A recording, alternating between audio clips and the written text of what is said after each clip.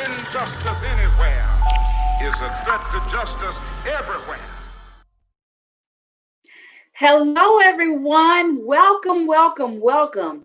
Welcome to Campaign United Tuesdays, hosted by United Excel Social Justice Institute. I am Monica Jean-Pierre, the Assistant Director of United Excel. United Excel is a research-based organization designed to bring knowledge and awareness to the community through the 5 core areas: research, education, negotiation, confrontation, and resolution. The mission of United Excel is to educate, advocate, and empower the Baton Rouge community and surrounding areas through our MEDS model, morally, economically, domestically, and socially, while promoting peace and justice around the world. The goal of United Excel is to be a vehicle of hope to the community by examining systemic inequalities, questioning practices, requiring change, imagining alternatives. If you'd like to know more about United Excel or you'd like to join our team, just text Justice to 225-250-1970. So that's 225-250-1970. Our wonderful team has put together some exciting and informative Tuesday events. We are on our installment number 4, and we're so excited. These events they are created to not only get you to vote, but we would want you to be an educated voter. During our Campaign Tuesdays, we will provide resources and information you need to be an informed voter. Thus, see you Tuesday. So we've talked to several councilmen, and they are excited to share their platforms. So without further ado, tonight we're going to hear from District 7, 10, and 12. So at this time, I would like to introduce our moderator, Ms. Joanne Porter. Hi, Ms. Porter, how are you? Hey, I am great. How are you? I am wonderful. Joanne is passionate about being an advocate for civil rights. She is a current member of the local NAACP and has served as the first vice president and currently serves as the executive director of the Baton Rouge branch. She has worked on a federal grant for the city with the Baton Rouge Police Department in order to improve relations between the police department and the community members. She has facilitated focus groups and panel discussions to help bring awareness to the negative tension between law enforcement and the community. Joanne, it's on you. All right. Thank you so much, Monica. And good evening to everyone. We really appreciate you guys taking the time to join us tonight for this panel discussion or this town hall. We welcome you guys. We are so happy that you all took the time out of your busy schedules to be with us. And we just want to spend a little time allowing each of you to answer a few questions and share your ideas and thoughts about District 7. And we also want the candidates to feel comfortable in, sharing what their future will be and how they will be able to better the district that they're living in. Many of the questions that I have tonight came from actual members of the district.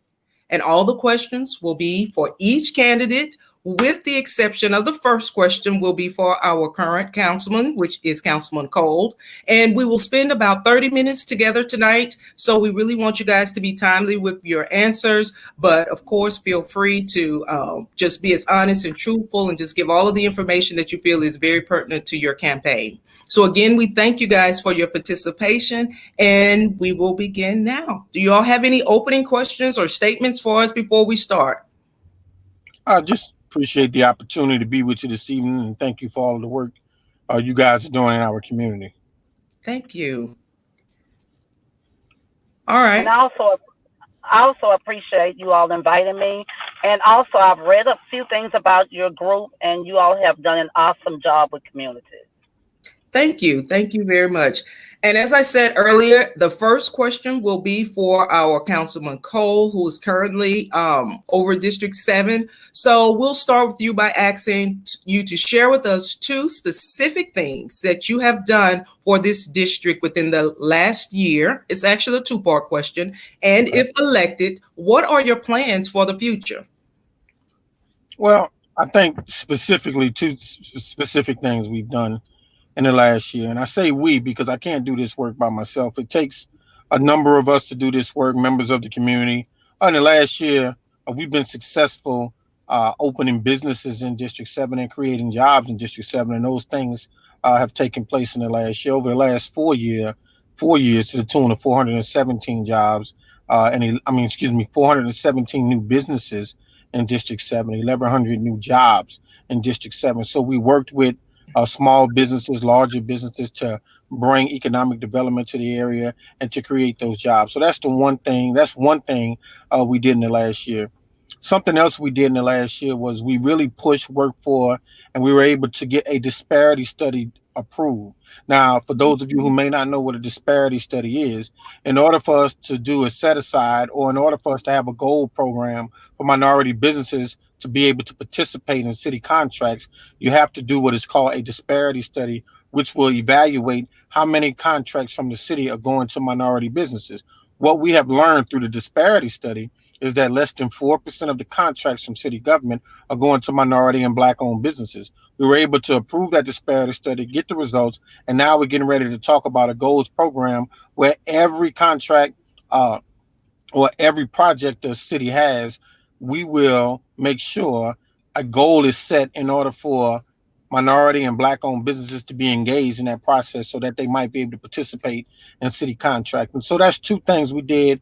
And of course, a third one would be we approved the Move BR road tax, which is going to create a tremendous amount of improvement for our roadways in the city and parish of East Baton Rouge.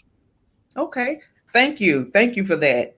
And I'm looking down, guys, because I'm also kind of jotting down some of the things that you all are saying in case we want to circle back to that. So just wanted to let you guys know that.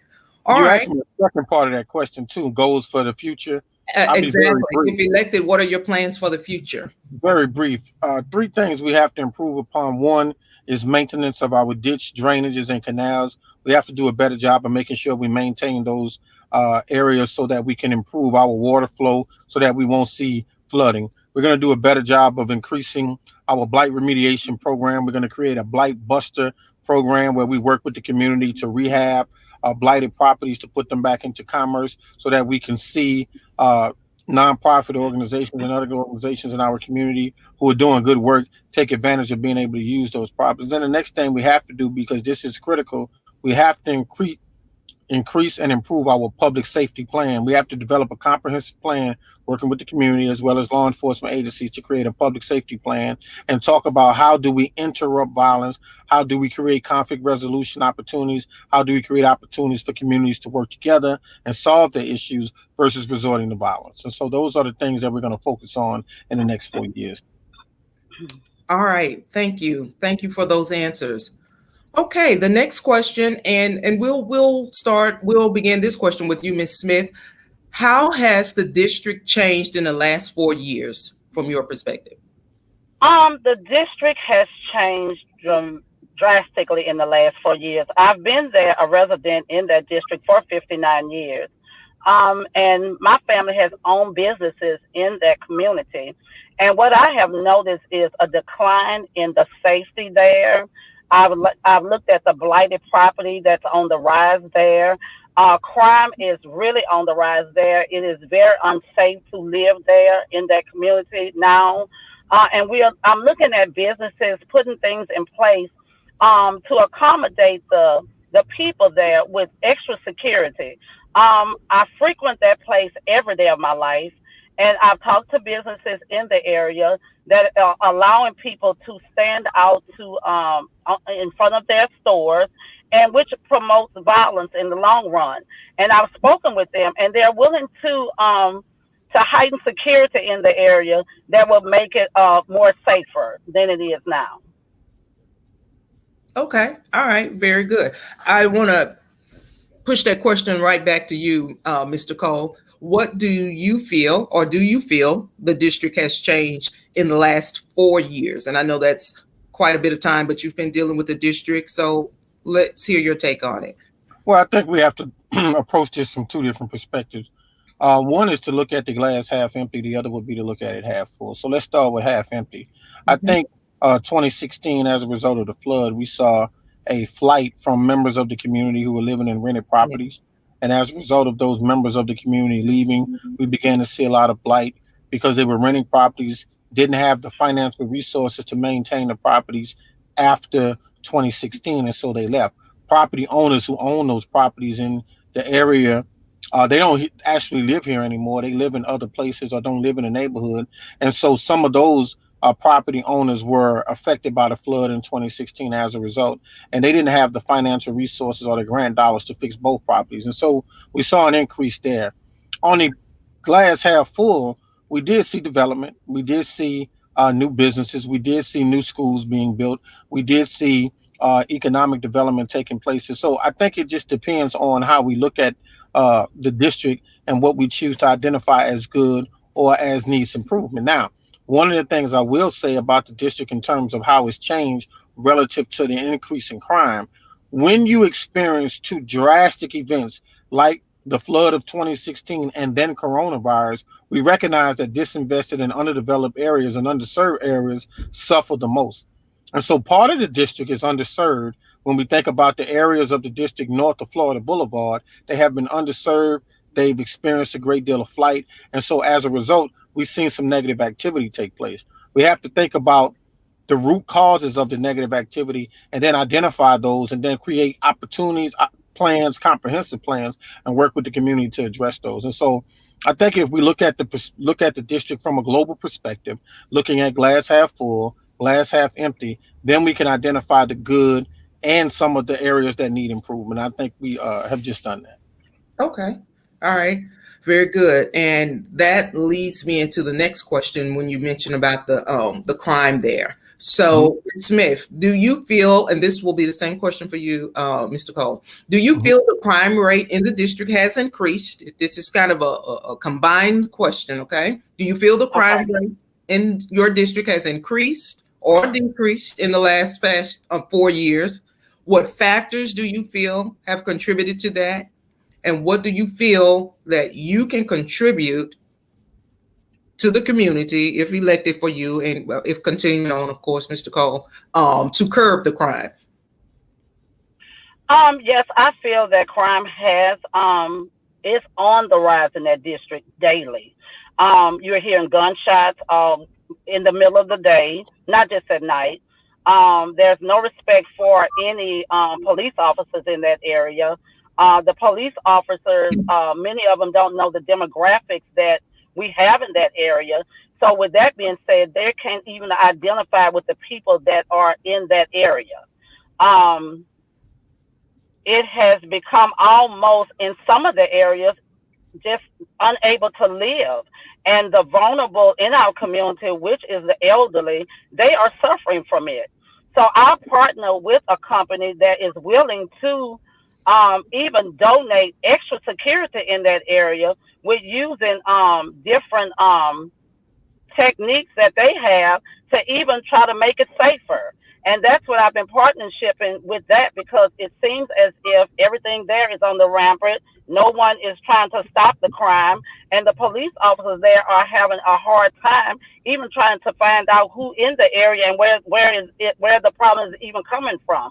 And I've talked to them several times, and when you're hearing gunshots at 12 in the day, it's a serious problem. And it's been going on, I know, for the past at least 3.5 years. Okay. So what factors do you feel has contributed to that, and what would you do? I heard you say that you have worked with a security company in some way. Yes, I am. It's a national security company, and what they're going to do is do a pilot with the vulnerable community, the people that need it the most, that's afraid to live there in their community now. They're living next to, many homes are living next to blighted properties. And I've been in that property, in that area for so long, until some of the blighted property, I know the people basically have died out.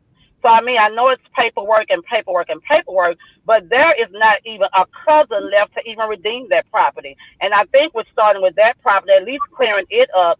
It will at least deter crimes where people are leaving cars there and doing other things that in that community. Okay. All right. Same questions for you, Mr. Cole. Would you like for me to repeat them? Sure. Just so I can be clear on what I'm answering. Okay. Do you feel the crime rate in your district has increased or decreased in the last 4 years? What factors do you feel have contributed to that? And what do you feel that you will contribute in the future to kind of help with that, help decrease the crime?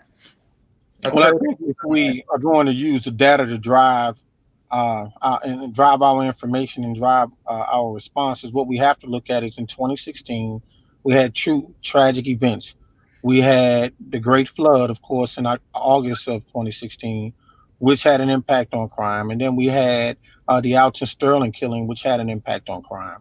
As a result of Alton Sterling and the incident between Alton Sterling and Blaine Salamone, we had a standoff between the community and law enforcement. And as a result of that, we saw an increase in crime. Coming right out of that in July, going into August, we saw the Great Flood, and we saw an increase in crime as a result of that. People were suffering from PTSD. They were suffering from mental health issues as a result of having dealt with two dramatic incidents that took place in District 7. One, Alton Sterling took place in District 7, and two, District 7 was greatly impacted by the flood. And as a result, we saw both of those incidents, major incidents in our community, which got national attention, have an impact on the crime. But 2017, 2018, and 2019, we saw a decrease in the numbers of violent crime taking place in District 7.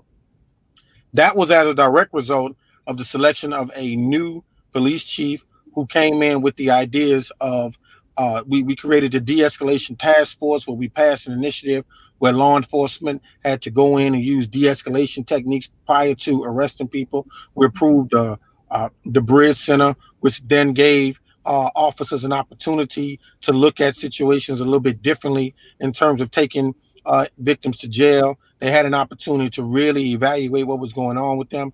And we saw a decrease in the crime as a result in 2017, 2018, and 2019, particularly of violent crime and domestic violence. Now, any crime is too much crime, but we did see a decrease in those years.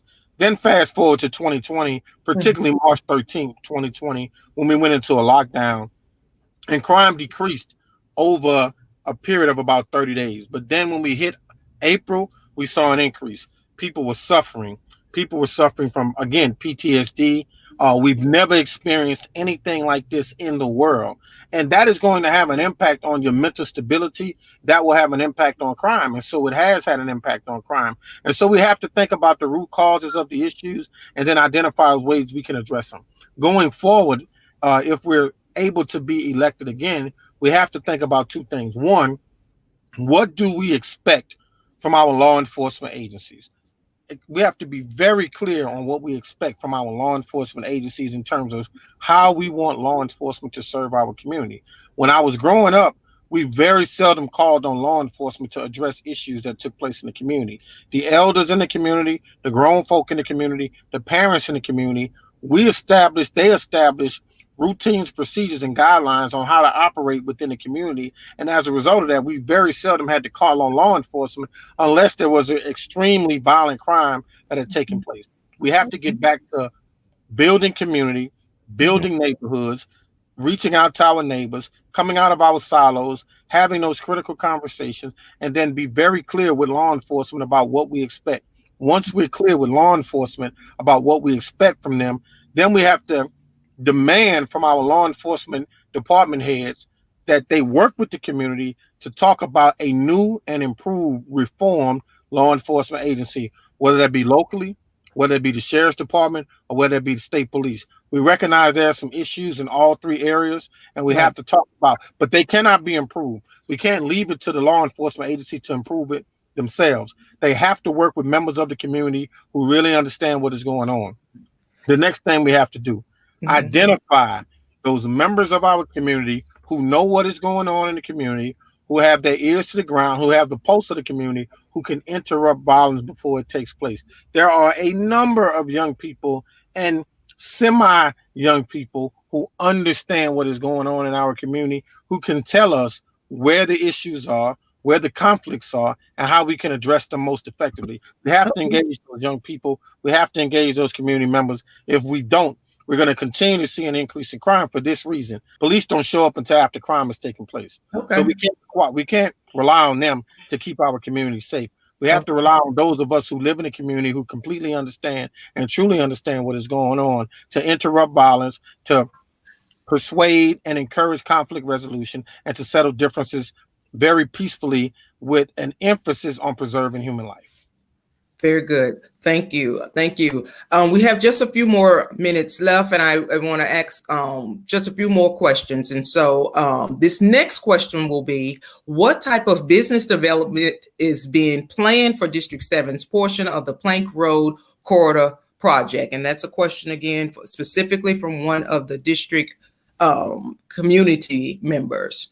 Either one of you can answer that question. What type of business development is being planned, if any, for District 7's portion of the Plank Road Corridor project?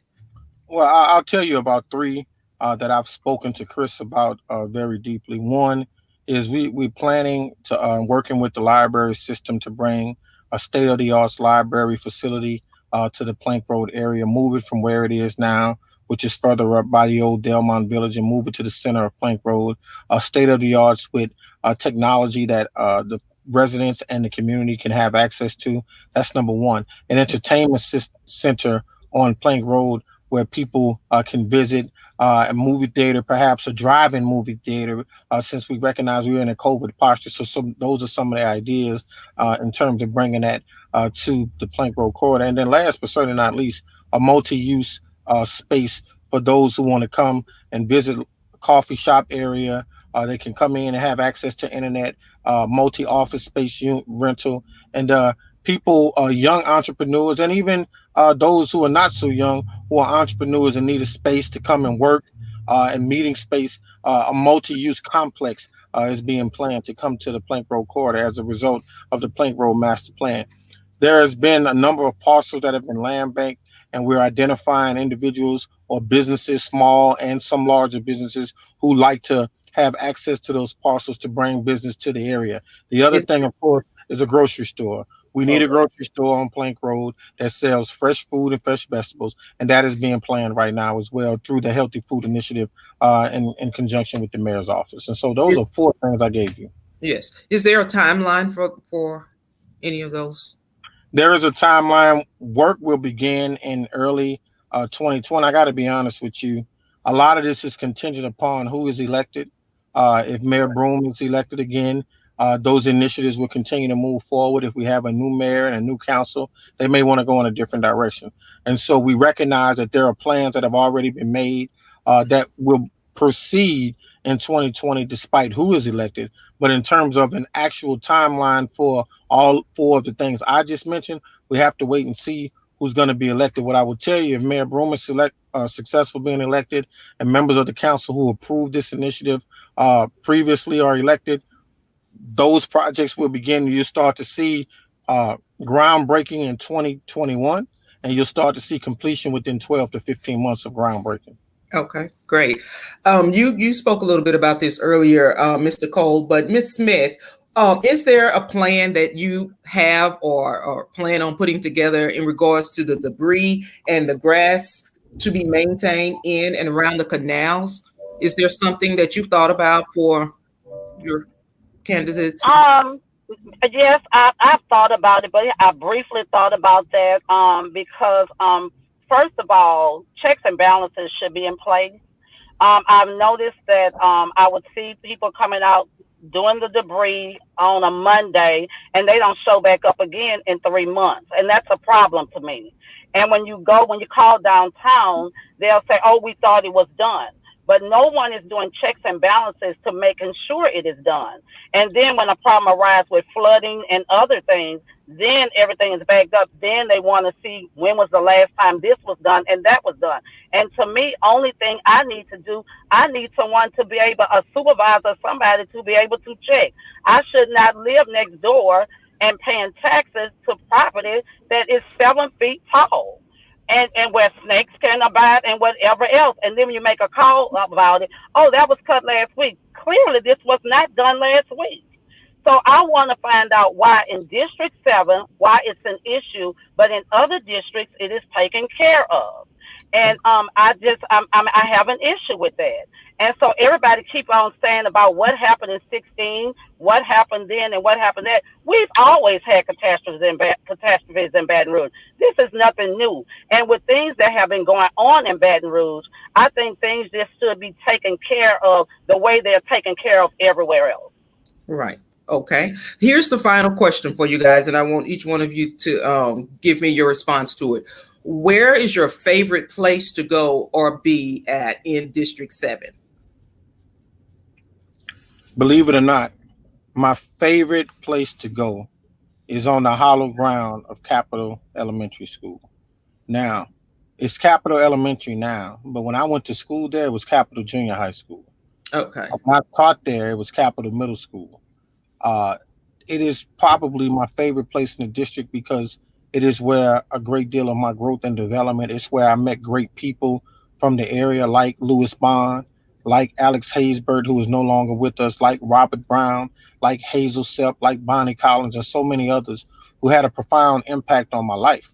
And so when I go there, I'm always reminded, which I do go there quite often. I go and park in front of Capitol Elementary and just sit and pay attention to what's going on. Sometimes I go in the back, which is where I used to exercise a great deal, which is where we played football. It's my favorite place, not only in District 7, it's my favorite place in the city of Baton Rouge, perhaps one of my favorite places in the world, simply because I spent a great deal of my life there. I learned so much from so many great people, had an opportunity to make so many great friends. And so when I go there, I'm just reminded of the possibility and how great this city can be. And it's smack dab in the middle of District 7. And again, it is indeed my favorite place. And of course, it's a school. It's not a business, but it's a place where so many wonderful people who live in our city, who live in our community, were educated and were able to go on and do great things. And so that's my favorite place in the district. Thank you. What about you, Ms. Smith? I have several favorite places in District 7. Like I've said, I've been there 59 years. I'm a third generation there. My mother was Dolores Smith. She was a musician and frequent at about 6 churches in that area.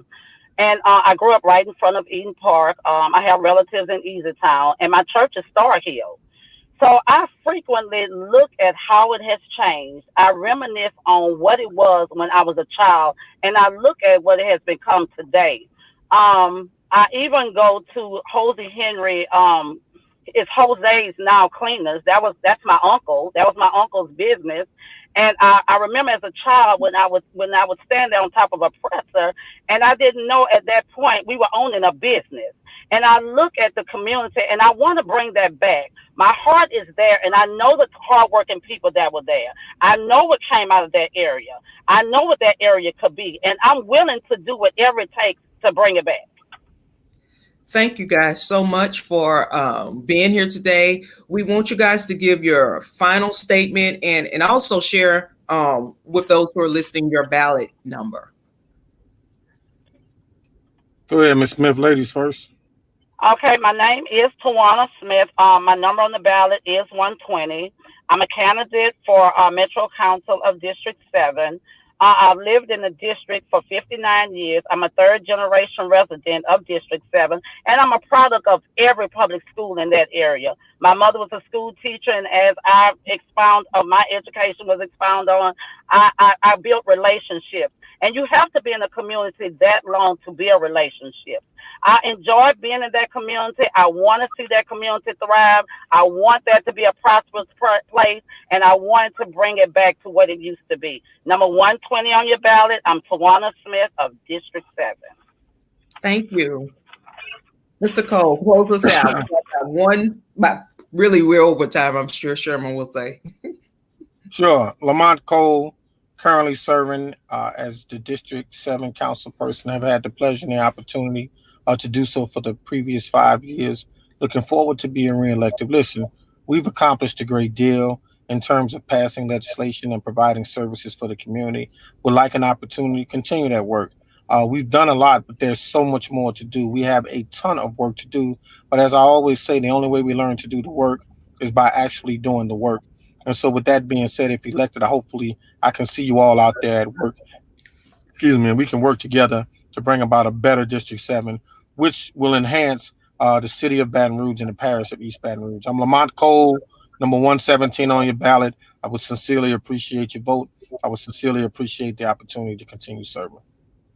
Thank you. Thank you guys so much. And we again really appreciate you all taking time out of your busy schedules today. I see both of you are in your vehicle, so I know that you are Yes. on your way to your next event. So certainly again, thank you so much.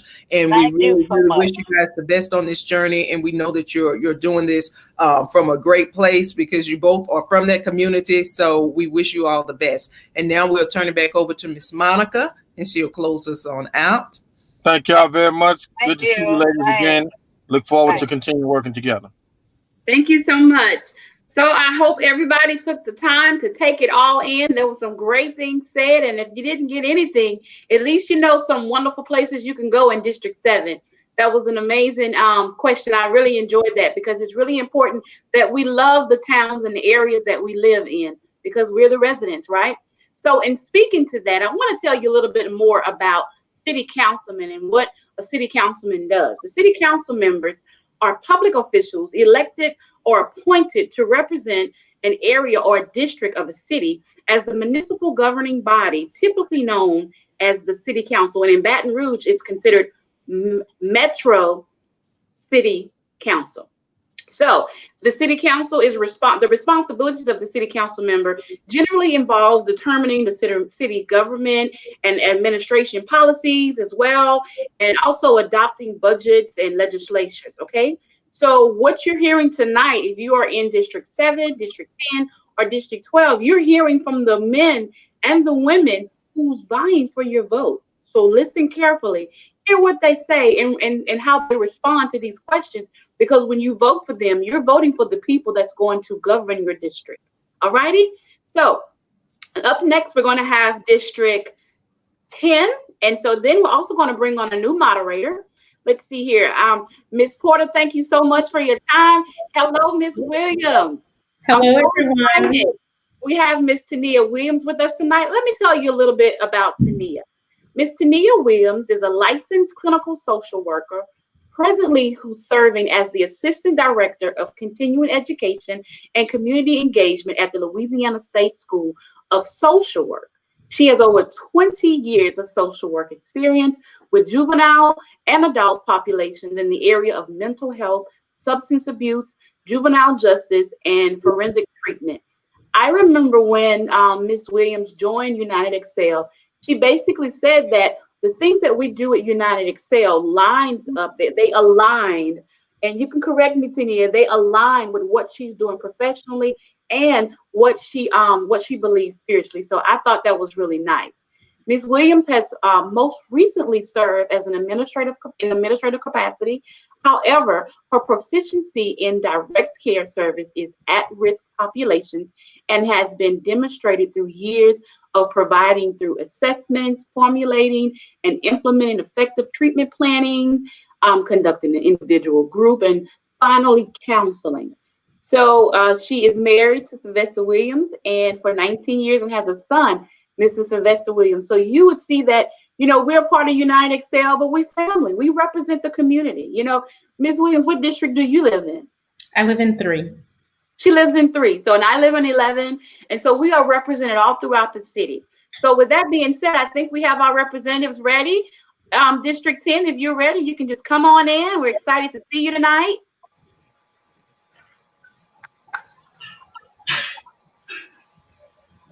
Hello, welcome. All right, how y'all doing tonight? On you.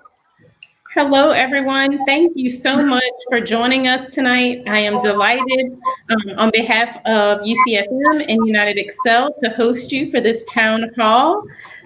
We do have a few more candidates in this session than we did last, so we will go ahead and get started because I have lots of questions for you guys, and I know that people are ready to hear your platforms and just the heart that you have for the district.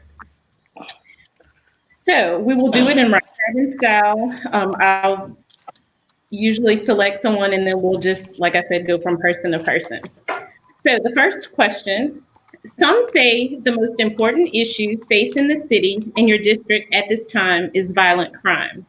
What do you think about this, and how do you plan to address and mitigate the issue or change the situation? We'll start with Mr. Collins. All right, so I hear the issue of violent crime, right? But to me, that's putting the cart before the horse. We have not taken and looking at and addressed the systemic issues that cause violent crime first, right? We know for a fact, and we look at inflation, and it dictates that people should make about $15 an hour. But currently, we know we don't line up anywhere near that. So if we want to talk about crime, we got to talk about the issues and the social reasons that crime is committed. We know that crime doesn't happen in some parts of town because they can afford to go to the grocery store. They can afford to buy those shoes they want. But if that's not the case, guess what happens? People commit crime. And we have not looked at the systemic issues that are attached to those things closely enough to really attack this in a real systematic type of way. And we can say some personal responsibility lines up, and I won't take personal responsibility out, but it is the job of policymakers to look at the systemic issues and make sure that those things are shored up. And if we haven't done those things, then we got to stop blaming the community so much. We failed them. People in my role, in my current role, and other roles, we failed that population, and we need to stop giving policymakers a way out and look at the systemic issues that cause crime. Thank you, Mr. Collins. Ms. Coleman, would you like to go next? Sure. I'm Carolyn Coleman, and when we talk about crime and crime prevention and whatever, we got to think about the ongoing police and neighborhood accountability on both sides there. It is very, very important that we know that it definitely exists and that something must be done about it. We can definitely look at incentivizing the community policing concept. We can definitely think about the ongoing the talks among the constituents there in 10. Also, we can talk about being able, what I do know is that the police officers, the law enforcement folk, they know where the hot spots are in our districts. And so what they must do is make themselves visible, make themselves be a part of the community and not just riding through the community. And if we look back as to when we had community policing and when the police actually would come in the community, have conversations, play ball, the whole 9 yards, just interact with the community, then that was definitely something that was accepted by the community and they felt that they were a part of it. And so that is definitely something that we must get back to, and that is, and accountability must be on both sides. We are the community.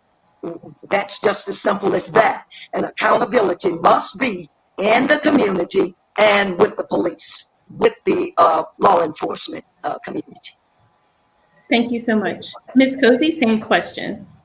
Okay, thank you for having me here today. My name is Andrea Cozy. I'm a resident of District 10.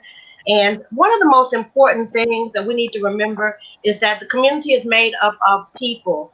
And in order for us to reduce crime, we've actually got to improve relationships among residents. We've got to find out what we can do to make it a better community.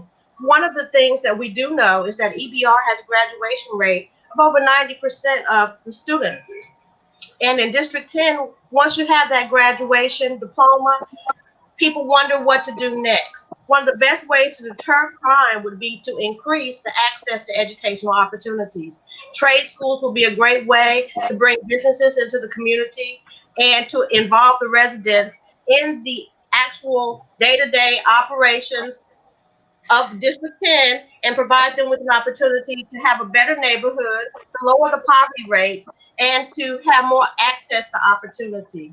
We need street lights so that people can get to the schools, and we will need sidewalks for them to walk back home from the schools. But one of the keys to urban development is involving the residents and making sure that they have a voice in their community. Thank you. Thank you. Mr. Anderson, if you could wrap that question up for us. Yeah, so I think every community is threatened by violent crime, but it's often the communities where the bulk of the public safety investment is being spent that are most impacted by it. It's where the crime is happening. It's always interesting that the entire community gets up in arms when crime goes up, but usually that crime is only happening in poor and traditionally marginalized communities. So why is the crime rate rising when we spend almost $200 million in the communities where crime happens? And that's because the strategies we're using don't work. They're oppressive. We need to reform both our public safety budget so it actually pursues crime reduction and public safety.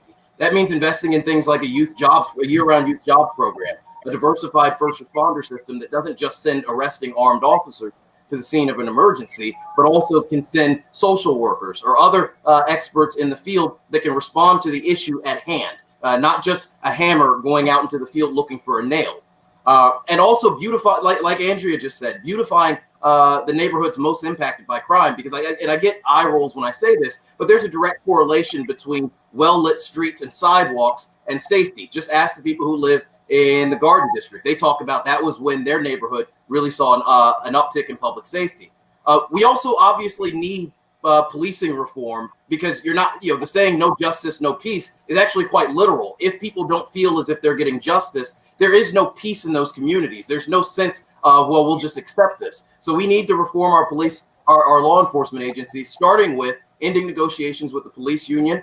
They've become obstructionists to criminal justice reform, requiring body cams for all law enforcement agencies that are interacting with the public, including the sheriff's office, ending no-knock warrants. We all just saw the recent story where that home was ravaged because of a no-knock warrant. Obviously, we're all familiar with what happened with Breonna Taylor. It just shows a lack of regard for those that are inside and the community around it.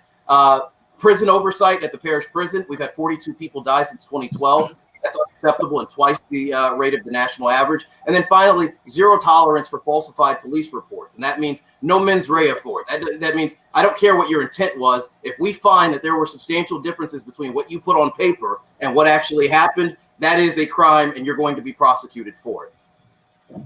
Thank you so much. Question number 2. Some residents of District 10 have concerns about the frequent occurrence of power outages with weather events due to older and aging power lines. How do you plan to address the residents' concerns in this area? And we'll start with Ms. Cozy. Well, recently, the last storm that came by, we did have a power outage, and the residents were without power for more than one day. And I personally went around to check to see what was happening. And that's when I realized that our equipment was much older, and we did need to have some conversations about infrastructure in our community. The rest of the city was able to get back on with power fairly quickly, but some communities, residents were under the impression that because we are a lower socioeconomic community, that's the reason why our infrastructure is faltering and failing. We really do need to invest in private businesses and public relationships and public-private partnerships. And if Entergy is willing to work to improve our communities, we should be willing to work with Entergy to receive those improvements, and especially in the Entergy and the infrastructure located there. So it will be critical for us to go into conversations with the energy providers to make sure that we can have access, especially during a storm. Mr. Anderson? Yeah, so I actually see this as it's obviously a problem, but I also see an opportunity here. I've run, I hope I've run as the climate change and environmental candidate. And one of the things that I did when I worked in Washington, D.C. was I worked on an innovation called resiliency hubs, where we would put solar panels on churches and other buildings and then attach batteries that would reserve that solar power for a rainy day. Literally, I guess in this case, for a rainy day. And what would happen is if power went out, and they started doing this also in Puerto Rico and South Florida, places that obviously get hit by hurricanes a lot. When power goes out, these resiliency hubs kick in as sort of large-scale neighborhood backup generators for emergency services like refrigeration and charging your cell phone and things like that. What I've proposed is that EBR actually start being smart about climate change. It is real. And one of those things is embracing clean energy. And this is an area where embracing clean energy can also address one of the issues that always afflicts us every time we have a storm. If we put solar panels on every single government building, and that includes BREC and that includes libraries, and attach batteries to them, and this also includes community centers as well. One of the things that we can do is that when we have these hurricanes, and we know that we're going to have them, we've had them as long as I've been in Baton Rouge. We're going to have them, until the day that they bury me in Baton Rouge, and then I'm probably going to float off into the Gulf because we'll keep having them. We need to start actually preparing like a city that knows that these issues are going to happen, in addition to being a city that is also embracing the future. And I think that resiliency hubs, embracing clean energy, is a way for us to address an ongoing issue while also moving us into the future. Thank you so much. Ms. Coleman, if you could address the same question. Yes, and I think that the updating of the equipment here is very, very important. Lines are hanging. Also, the trees, old trees that have not been kept, is a part of the issue as well.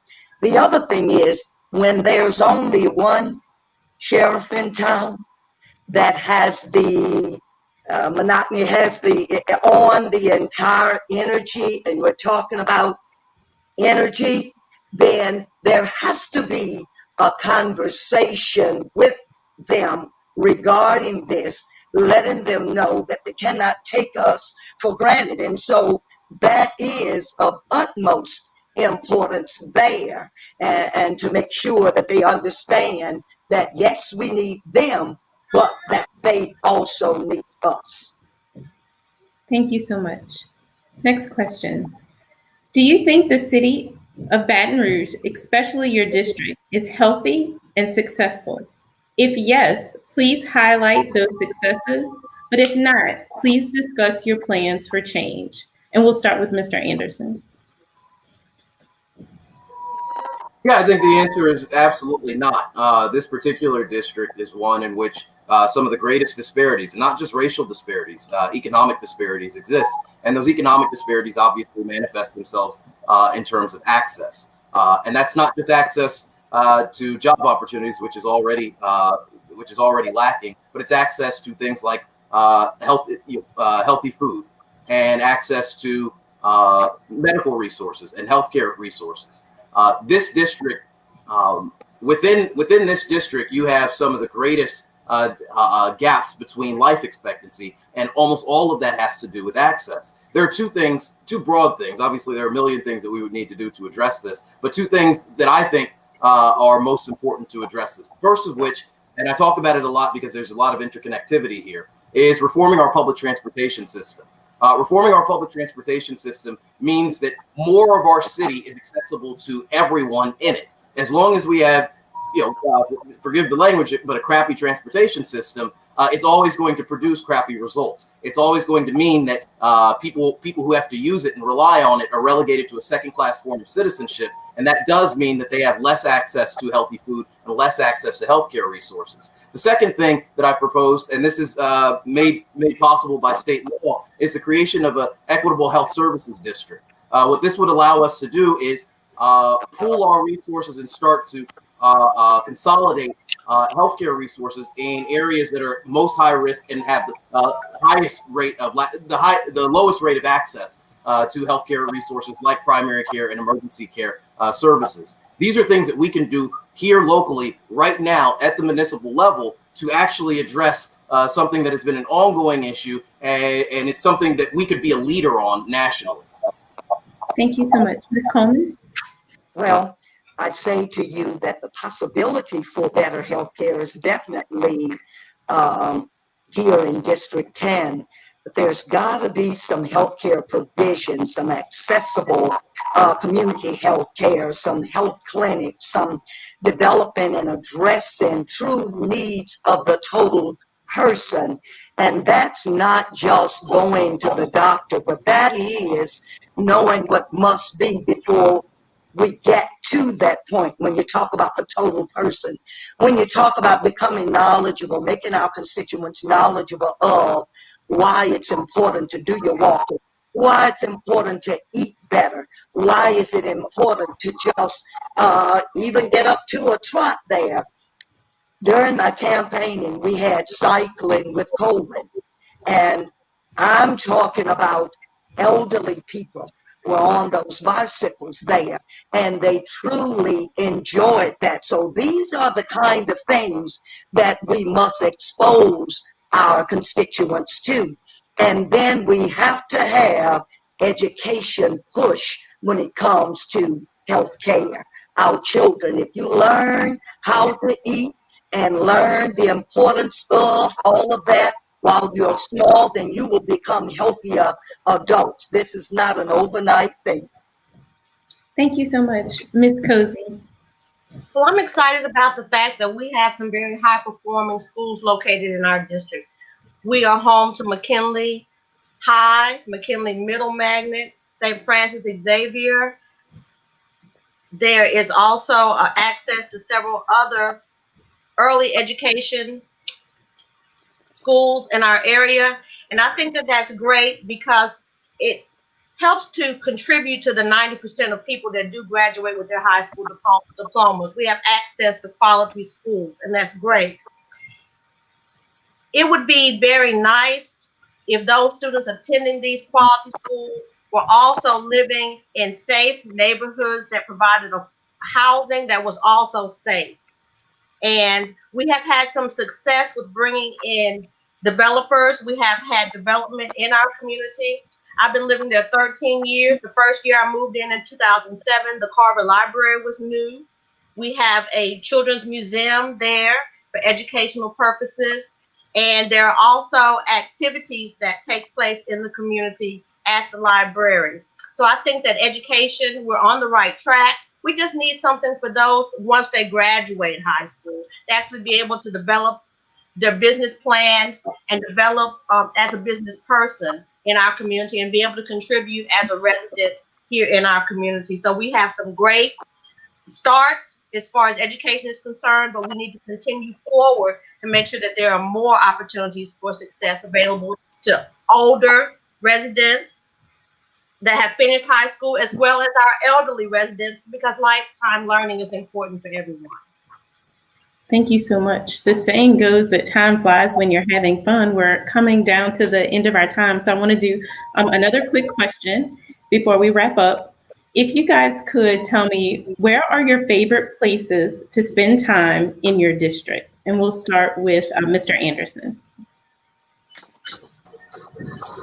Oh, this is actually this is a good one because our district is so diverse. I would probably say, and this feels a little fancy maybe. I really do enjoy the levee. I know that we haven't really developed it a whole lot, but even when I was a kid, and I went to high school for 2 years downtown. There was a charter school. It's not in operation anymore. It was called the East Baton Rouge Arts and Technology School. It's the clock building that's now the Holiday Inn, and we had off-campus lunch. And we also had 8-hour days, which as a kid I hated, but I've actually learned that actually might be an interesting innovation.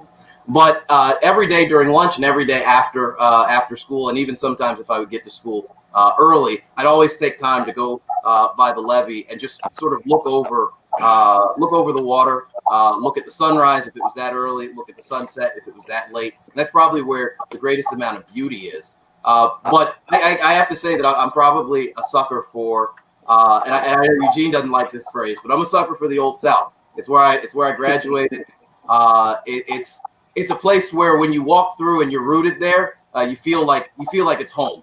It's where family is. It's where barbershops, where you don't even know the barber, but the barber for some odd reason knows your name, calls you over, tells you to come inside, and 2 hours later, even though you had something to do, you just spent time talking about how bad the Cowboys are. So the most beautiful place might be the levee, but probably the most hospitable place is Old South by my alma mater, McKinley.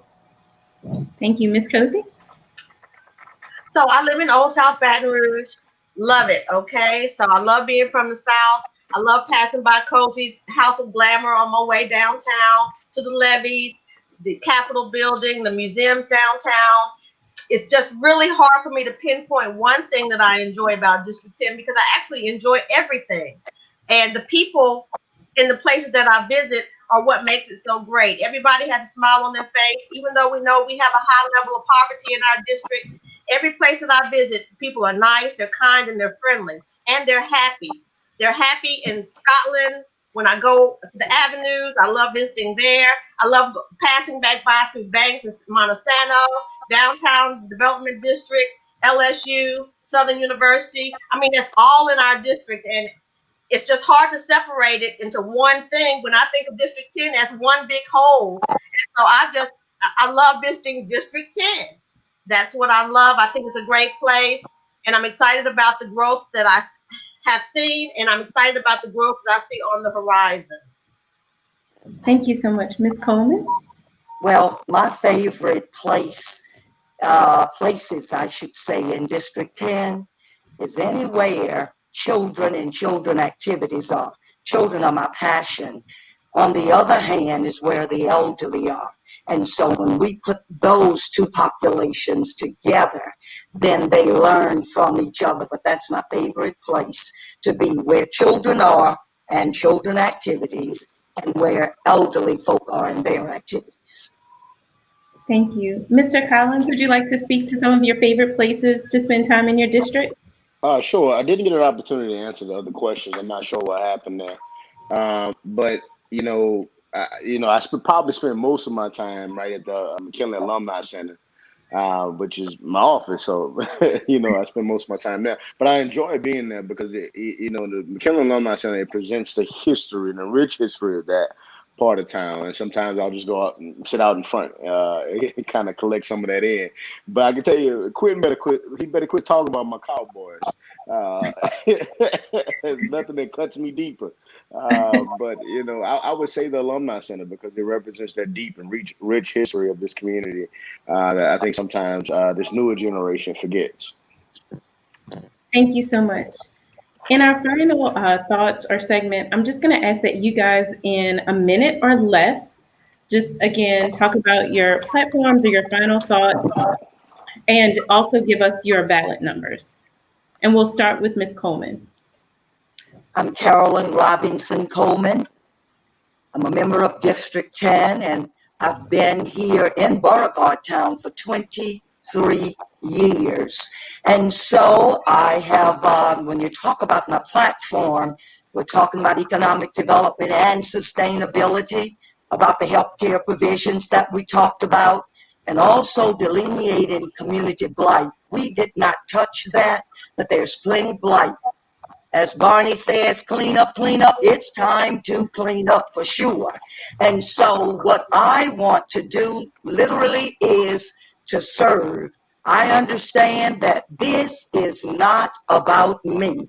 I say to the constituents out there, you can count on Coleman, and I want to be able to count on you, because you count. And my ballot number is number 127, and I'd appreciate your support. Ms. Cozy.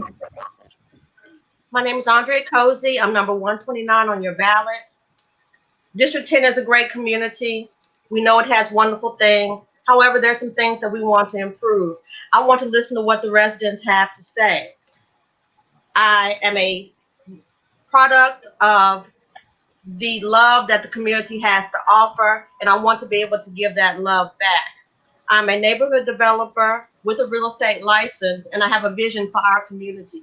There are many things that we can do to move ourselves forward, but it begins with banding together and deciding that we all want to effectuate change and make our communities better. I would like for you to vote for a council person that will be there for you, that will be responsive to your needs, and I look forward to serving you. Number 129 on the ballot, Andrea Cozy. Thank you. Mr. Collins? Well, one thing I'll say in this district, whenever we are through with this, and whoever's elected, let's not do nothing dumb. Whoever's elected, let's make sure that we do not drive our community back with data-driven policing standards that we know do not work. And I'm going to challenge us all, whoever, no matter who wins this, to work together to make sure that those things aren't done. And it doesn't matter if you know it or don't know it, that we're all here to help one another. And just know that some of these standards that we've talked about in forum after forum are antiquated and outdated and should not be done. And that's not to any of the particular folks, but just to put it out there that we all want to help make this community a better place. But whoever takes this race, let's not mistakenly drive our community back by not knowing. Thank you. And last but not least, Mr. Anderson. Yeah, so I'm Quentin Anthony Anderson, Executive Chairman of the Justice Alliance and the organizer of the annual My Louisiana Equality and Equity Summit, ballot number 125. I'm running on a justice platform, meaning every policy that I propose or that I support is done through the lens of equity. I'm running on 3 pillars: real justice, real access, and real investment. Real justice means not continuing to double down on failed policies like over-policing and mass incarceration. Real access means comprehensive public transportation reform, and real investment means actually funding public development vehicles like Build Baton Rouge to drive public development in historically disinvested areas of our district, like the North and like the South. I fought against St. George. I'm not funded by the organizers of it. I fought to defend local control of ITEP. I'm not funded by those seeking to overturn it. I think it's important that your representatives aren't bought by far-right clandestine interests. I think it's important that your representatives represent you, your values, your aspirations, and your goals. I've demonstrated that throughout my career, and I'm not scared of telling big money no if it's the right thing to do. I'm running because I think Baton Rouge can do better. I think District 10 can do better. You can learn more about me and my candidacy at anderson2020.org. And again, I'm ballot number 125. Thank you so much. Thank you all so much for being here. Like I said, for prioritizing this for the voters so that they could hear your thoughts and your plans and your ideas. We're just very, very appreciative. So thank you again. Monica? Thank you so much. We're so excited and we're very happy that you guys gave us your time, and we wish you all the luck and all well wishes for District 10. So have a wonderful evening. Thank you, guys. All right. So up next, we have District 12, but I want to talk to you a little bit about early voting. For those of you all that do not know, early voting started on October the 16th, and it's still going strong now. So if you would look at the screen, we have a list of places in the area where you can early vote. And those places are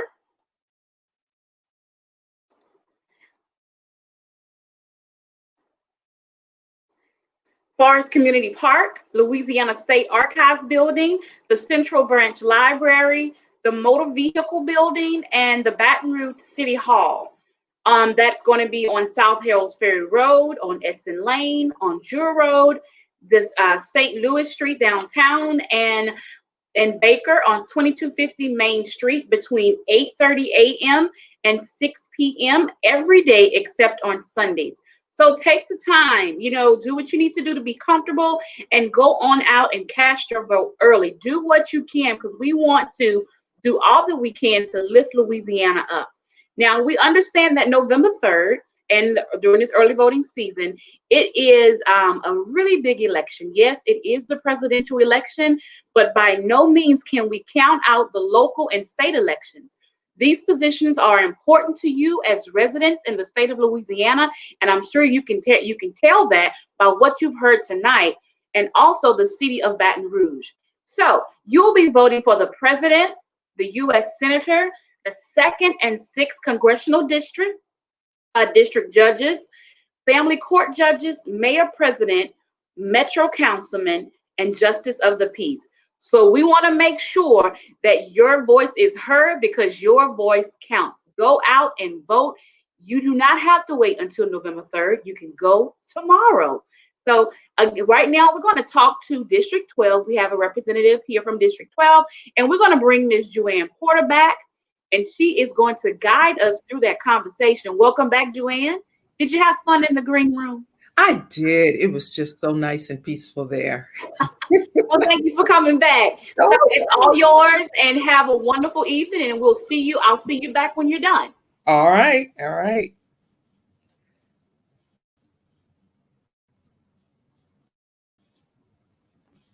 Hello. Hello. Hello. How are you? I'm doing well. And how about yourself? Thank you so much for this opportunity. Great to have you. And let me make sure the pronunciation of your name. Is it Tanya? It's Tanya. It's Tanya. Okay. All right, very Tanya. It's just an unusual spelling. Exactly. People always get my name screwed up. So I wanted to make sure I had it just right. So Tanya is very easy. So we thank you for being with us tonight. You're all alone with me in these questions. So you'll have all the time to share your vision for District 12 with us tonight. So again, we just appreciate you. We know that everyone is busy and you have many things that you could be doing, but you took the time to share with us tonight your vision for District 12 and what you would like to see going forward in the next upcoming 4 years. Okay. Okay. So I have some questions for you, and we'll just tag team back and forth, however you want to, whatever feels comfortable for you, and we'll make sure that we get everything in that's necessary. We have about 30 minutes that we want to spend sharing with each other tonight. Okay. Okay. All right, great. So the first question, can you describe to our viewers your district and just paint a picture for us from your perspective what that district look and feel like? Oh, District 12. Okay. So District 12 essentially runs between, except for a little hiccups here or there, between Perkins Road and Highland, from LSU Lakes to Bluebonnet. It's got a little section outside of Bluebonnet, and it will have pick up a precinct off of Starring, but for the most part, that's it. So it's, the the Dales, South Downs, Kenilworth, Pollard, Magnolia Woods, Mayfair. Those are the primary, the bigger neighborhoods in District 12. It certainly has seen a lot of development. Everybody is familiar with the Trader Joe's and the restaurants down Perkins Road and things like that. But there's a lot of old neighborhoods because most of District 12 is within the city limits. There's only one precinct that's in the area of St. George, and all the rest of it is within the city limits. So a lot of older neighborhoods. Okay. Okay, great. Well, we want to just dive right into the rest of these questions here tonight. And the first question that I want to present to you, what are your thoughts surrounding the COVID-19 pandemic as it relates to the school system, the community as a whole? And how do you feel the steps that have been taken by our mayor and the governor have, what do you feel about them? How do you feel about everything? I've been pretty pleased with John Bell Edwards staged the phased re-entry and working with the science and the recommendations, the scientists and things like that, and the recommendations and following the numbers to determine when best to reopen. I also supported the mayor's mask mandate. I will admit, and I recognize, I know there's some dispute about whether the mayor should have the power to make those mandates or not. I think during public health emergencies, it's important that the executive does make those decisions because, as you know, trying to get a council to agree on some things, they can't respond quickly enough. And with the number of people whose lives were at stake and the need to make sure our hospitals weren't overwhelmed, it was important that we take that step. Oddly, I was a little hesitant about, I didn't really support the reopening of the bars so early. I would have rather waited, but I would acknowledge she, as the executive, would have that authority, and that would be her call.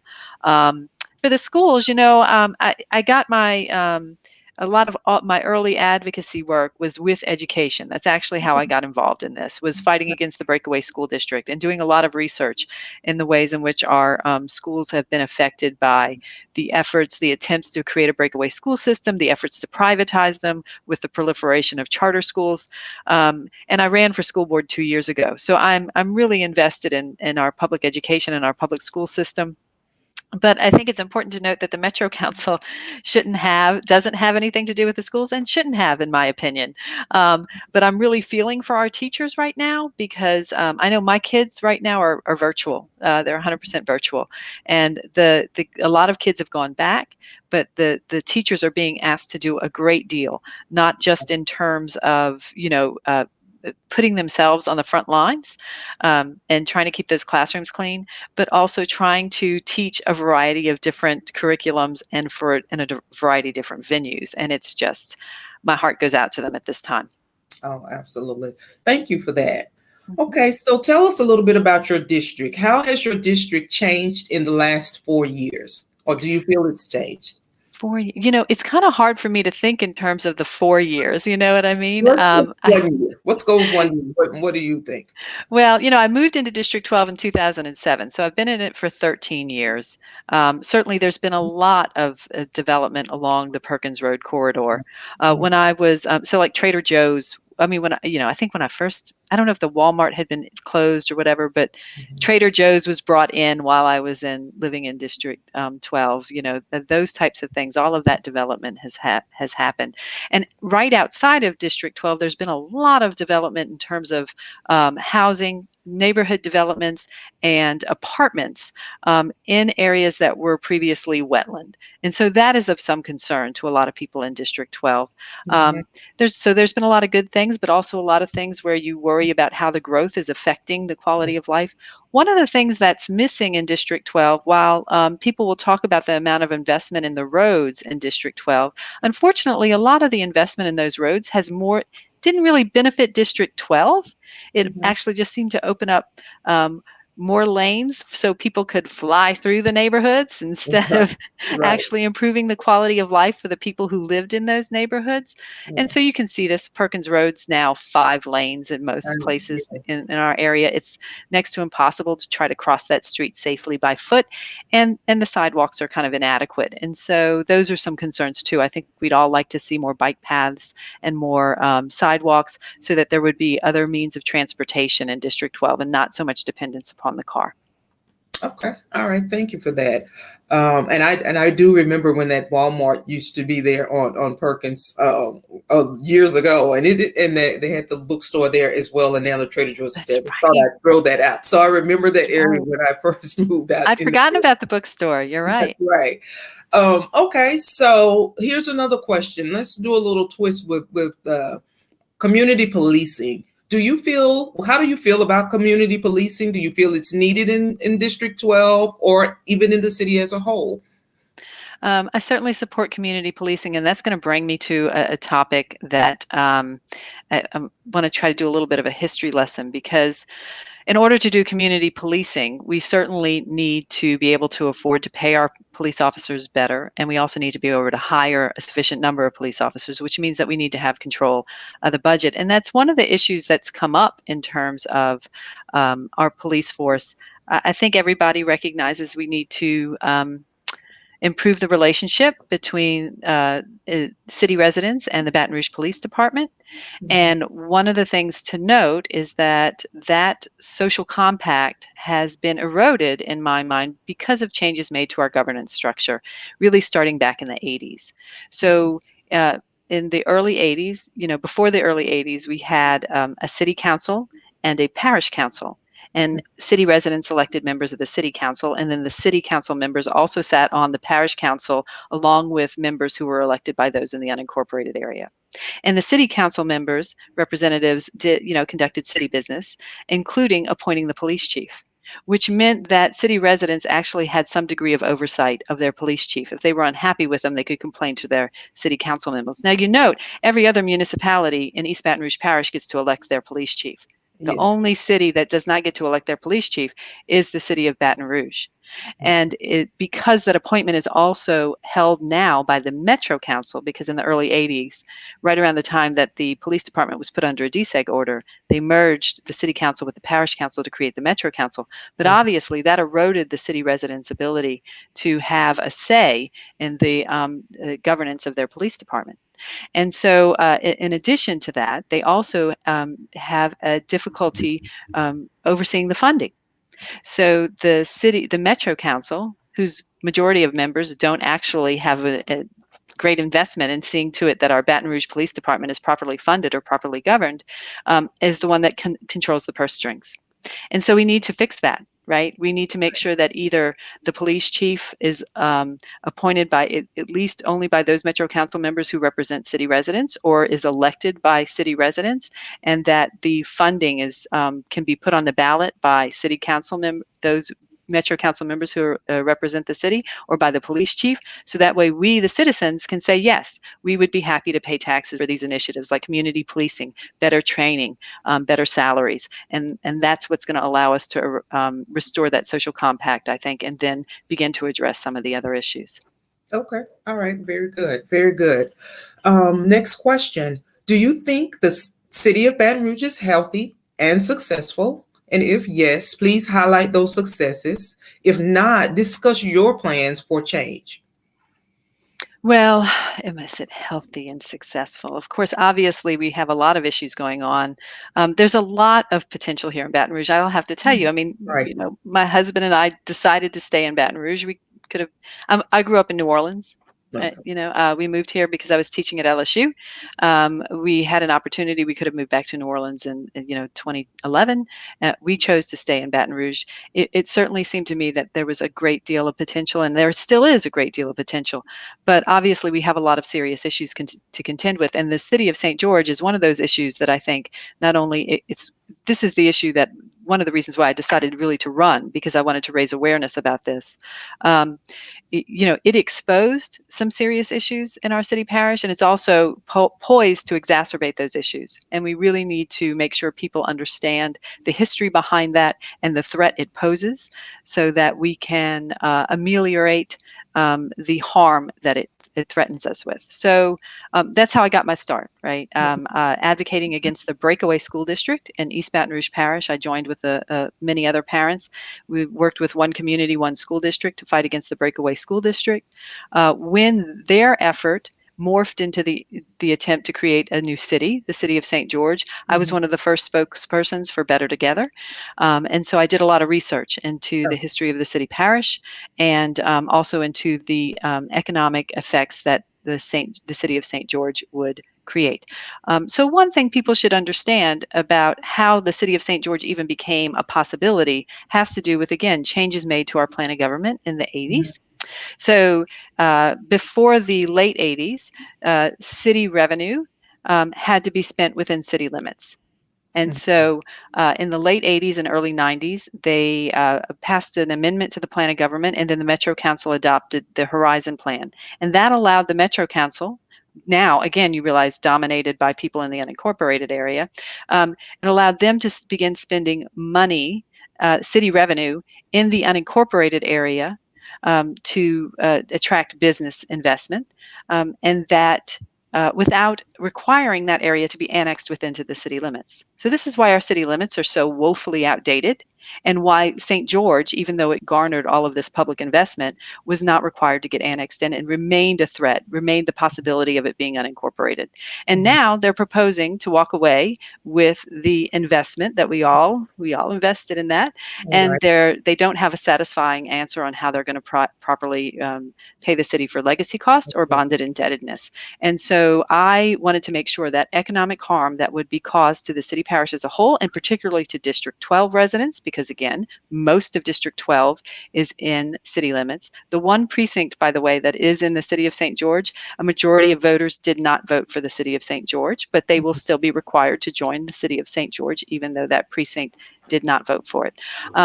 But so that's why I feel like I can be a strong advocate and fight and make sure that, one, everybody understands that if the courts rule against the city of St. George, that there's a good reason for them ruling against it. And two, if they do allow it, we don't always get justice in the courts, that I can fight for a equitable negotiated settlement. Okay. All right. Thank you. Thank you very much for that. Here is another question. How do you feel the crime rate in your district or the city as a whole has increased or decreased in the last 4 years? Well, I think certainly recently it's been much more serious. I mean, District 12 usually is just dominated by petty theft and burglaries and stuff like that. Not dominated, but that's the prevalent crimes. But we've recently had a few shootings that have really, been tragedies in the community. I think we have to just acknowledge where we are at this time in our country and in our parish. There's a lot of people hurting, they're hopeless, and they're stressed. And that always, I think, leads to an increase in crime. Now, one of the things I think people need to be aware of is just the way in which the stimulus packages work. So I think we certainly need another stimulus package from the federal government. But it's important to also note that the last one did not go directly to municipalities with less than 400,000 people. So the stimulus package went to the state legislature instead. And, you know, we've always had a difficult relationship with the state legislature. It seems to not want to be very fair to New Orleans or Baton Rouge or Shreveport. And so that's a serious issue we need to contend with. We need to certainly advocate for a new stimulus package that would come directly to the city of Baton Rouge, not filtered through the state legislature, and then that those funds would go to help individuals, like, you know, citizens who are in need, small businesses, and other services. And hopefully by building up and supporting that safety network, social safety net, that people will feel more supported. And that would be the primary way I think we can reduce crime. Otherwise, we get into the community policing and providing other services on the front end, as opposed to just, you know, the privatized prison system and the way in which people get trapped in poverty because of our court fees and stuff like that is another problem. Exactly. And let's tie in a little bit to, do you think the blight in the community plays a role in crime? What can you do, or what do you think can be done to decrease blight in the community? I look at blight as not being a problem, is a symptom of a problem. If anything, it is a symptom of the lack of investment that is going on within the area. And District 12 does have some, you know, and I would point to actually St. George is a prime cause of that, right? Because we didn't get the investment in the city. It went out to the unincorporated area instead. And now they're proposing to walk away with all the infrastructure and leave the city bereft. So we've got to stop that. That's the first thing we need to do if we want to address the blight in our community. And certainly just making sure that the community as a whole has economic opportunities. So livable wages, you know, secure retirement, access to health insurance, all of those types of things. What I'm very wary of is the emphasis on blight. Be careful, because one of the things I do mention on my website is this cycle of disinvestment and gentrification that everybody recognizes does not benefit average citizens. It benefits big time real estate developers and construction companies. And so we need to make sure that blight, eliminating blight, isn't an excuse being used to profit, you know, to just let the profits go to construction companies and real estate development companies. We need to make sure that it's, you know, it's a viable investment in our community that will benefit the majority of the citizens. Okay. All right. Very good. All right. We have a little bit more time left, just a small amount of time, but tell us, what is your vision for District 12 if elected? What is your vision? My vision for District 12. I want some multi-use paths and decent sidewalks. That would be my cream in the coffee, you know, after making sure that we don't get unduly harmed by St. George, things like that. And then I'm very interested in preserving making sure we have a good redistricting plan. So I want to make sure that, you know, following the 2020 census, all the districts, everything's going to be redistricted, and we need to make sure that the individual voters, the representation of voters remains fair and equitable. As an education advocate, you know, I was working with one community, one school district when we fought against the business community's push to reapportion our school board. If you'll notice, they reapportioned our school board. They not only following the 2010 census, they forced it to downsize from 12 to 11. But then after the Congress failed to renew the Voting Rights Act, and then the Supreme Court ruled a couple of provisions, were unconstitutional. They were no longer subject to Justice Department review. And so then they compelled our school board to downsize to 9 seats. And 9 seats just don't allow for, it makes candidates more beholden to business and industry in order to run an effective campaign, because running a campaign is expensive, right? And so if you have a large district, then it's more difficult to run a grassroots campaign because it's just too broad of an area. And so we need to make sure that we have 12 single member districts of a good size that are drawn in a way that doesn't crack and pack districts to disenfranchise targeted voters. Okay. And final question, where is your favorite place to be or to go in your district? Well, since the pandemic, we don't get out much. Right, exactly. Any place at this point, right? Yeah, before the pandemic, we ate out way too much. And so I would be afraid to miss some of our favorite restaurants, but there's a lot of favorite restaurants along Perkins Road. Right now, what's really become very popular is that Liberty High School has a walking path around it. And I Okay. live close to Liberty High, and so we do walk around that path quite a bit. And that's been a real godsend. So because we don't have sidewalks down Lee Drive, so Right, right, we right. really enjoy that. So that's my favorite spot right now. Okay. All right. Do you have any final words or anything you want to leave with us today? I need to work on my closing statements. My name is Tanya Nyman. I'm a candidate for Metro Council District 12. I have been involved in community advocacy for more than 8 years. I work with the sincere best effort to do what's best for the good of the whole. And I want to help make this a better world. And I know that may sound a little bit too idealistic, but I'm also very strategic. And so I hope you will vote for me on November 3rd or before then during early voting. And I am ballot number 138. All right, good. I was going to ask you to get that in there. So good. 138. Thank you so much, Tanya, for sharing with us today.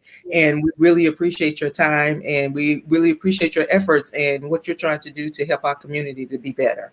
Thank you. All right, we will turn it over to Dr. Perry and Miss Monica Jean-Pierre. Thank you so much, Miss Porter. I just want to tell before we go 2 things. Well, we have with us our director, Dr. Christy Perry, and she's going to take us out tonight. And so I'm not going to say anything else. I'm pretty sure she'll close us out really well. But I want to say thank you all for joining us, from me to you. Dr. Perry, is on you. Thank you so much, Monica. And thank you to our moderators, Tania Williams and Joanne Porter. You all did an awesome job moderating those sessions. Thank you to the United Excel Social Justice Outreach Team. And thank you so much to our candidates. You know, it is so important that we listen to the platforms and we make sure that we're electing people who represent the values that we in fact have. And so these platforms here, we put on these so that you can get to know your candidates. And I am really, really thankful that the candidates took out their time, took out their day to come and say, hey, yes, we will join you. We will educate your viewers to learn more about the campaign. Well, Louisiana, early voting is up 58%, according to the Advocate, compared to the first 2 days in 2016. So the first 2 days of early voting is up 58%. So we are out in numbers. I mean, breaking records as it relates to early voting. Let's not let that momentum die down. Let's go to the polls and vote. And remember, do not go to the polls alone. Take someone with you in early vote. The last day to early vote is going to be October the 27th. Speaking of October the 27th, we will also see you Tuesday on October the 27th, where we will be discussing your civic duties and civic engagements. So please join us again here on Tuesday live for a great and impactful discussion. Also, this is not brought by United Excel, but United Christian Faith Ministries will be hosting our college students on October the 29th, Thursday. So please join them on October the 29th. If you know some young people who are just, this is their first time voting and they want to hear from other young people on the importance of voting, hey, have them to tune in on Thursday, October the 29th at 6:00 p.m. to get more information on the importance of voting. I would like to also say that on November the 3rd will be our watch party. So we will be hosting a watch party here live for you all. So please join us then. I want to say thank you to our pastor and our leader, Mark Ellis, for the vision for United Excel. This has truly been an impactful organization. And I mean, without the vision, the Bible says if there's no vision, the people will perish. And I am really, really excited that we're working this event, we're doing United Excel, and our community is getting to hear the voices of their future leaders. That's really all that I have for you all today.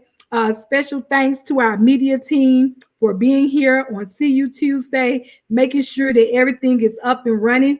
And thank you all for tuning in and watching us. So we'll see you on Tuesday. Have a good night.